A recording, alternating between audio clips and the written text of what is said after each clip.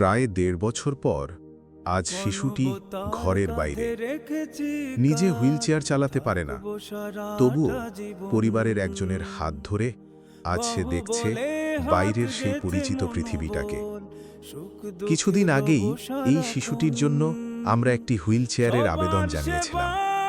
আলহামদুলিল্লাহ, আপনাদের সহযোগিতায় আজ তার হাতে পৌঁছে গেছে সেই হুইলচেয়ার।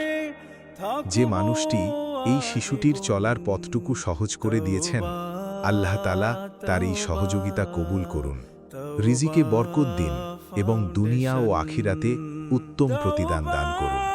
খোলা বাতাসে এসে তার মুখের এই হাসি, চোখে মুখেই আনন্দ হয়তো আমাদের কাছে খুব সাধারণ একটি দৃশ্য, কিন্তু এই শিশুটির জন্য এ যেন দীর্ঘদিন পর নতুন করে পৃথিবী দেখার আনন্দ।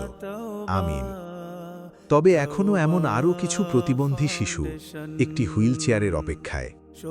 আপনার সামান্য সহযোগিতায় হয়তো তাদেরও মুখে ফুটবে এমনই এক টুকরো হাসি।